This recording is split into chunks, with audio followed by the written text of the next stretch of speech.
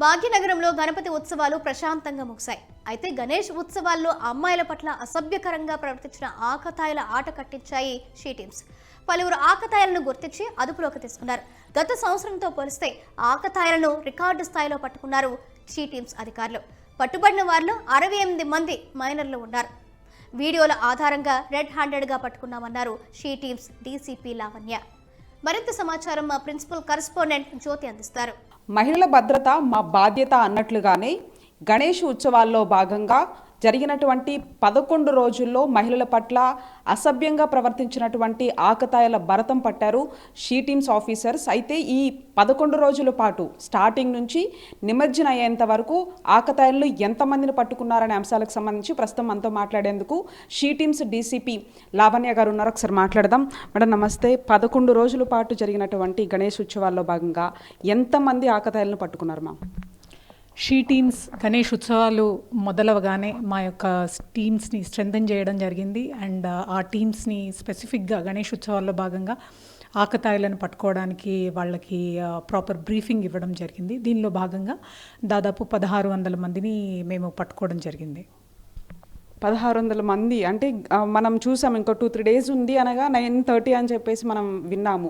అంటే 1600 మందిలో ఎంతమంది మైనర్స్ ఉన్నారు? దాంట్లో ఏజ్ గ్రూప్ లిమిట్స్ ఏమన్నా అంటే ఆ కేటగిరీ ప్రకారంగా ఏమన్నా ఉందా లిస్ట్? మైనర్స్ దాదాపు 68 మంది పిల్లల్ని పట్టుకోవడం జరిగింది. మిగిలిన వాళ్ళందరూ కూడా అడల్ట్ ఏజ్ గ్రూప్, ముఖ్యంగా 30 నుండి 50 సంవత్సరాల వాళ్ళే ఎక్కువగా ఉన్నారు.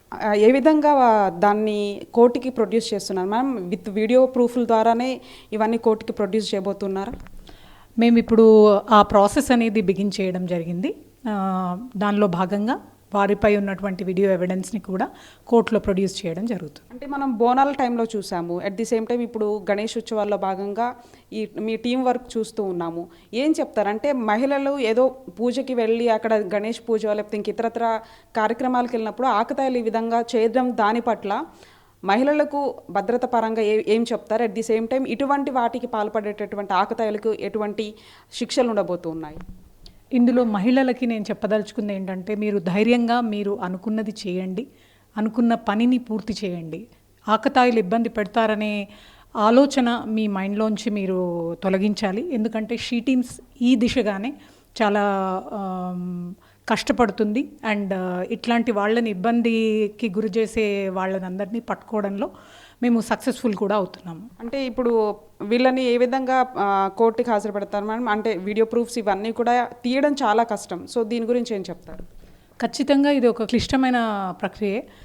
దాదాపు పట్టుకున్నటువంటి వాళ్ళలో 20% వరకు మేము వీడియోస్ క్లారిటీతో తీయడం అనేది జరుగుతుంది. మిగిలినవన్నీ కూడా మేము క్యాప్చర్ చేసే లోపే జరిగిపోయే పనుల్లాగా ఉంటాయి. కాబట్టి వీడియో ఎవిడెన్స్ ఉన్న వాటిల్లో మాత్రం ఖచ్చితంగా కోర్టులో ప్రొడ్యూస్ చేసి వాళ్ళని కూడా వాళ్ళు చేసినటువంటి పనులను వాళ్ళే వీక్షించడానికి కూడా అవకాశం ఉంటుంది. అట్లాగే వాళ్ళు చేసిన పనులకి వాళ్ళకి కౌన్సిలింగ్ కూడా అదే రకంగా ఇవ్వడం జరుగుతుంది. వీడియో ప్రూఫ్ల ఆధారంగా వీటిని కోర్టులో ప్రొడ్యూస్ చేస్తాము. అంతేకాకుండా గత సంవత్సరం 800 మంది పట్టుబడితే ఈసారి 1600 మందిని పట్టుకున్నామని చెప్తూ ఉన్నారు.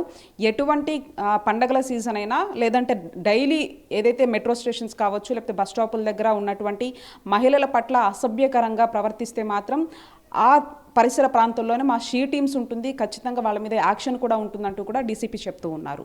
విజువలిస్ట్ సురేష్తో కలిసి జ్యోతి టీవీ9 హైదరాబాద్.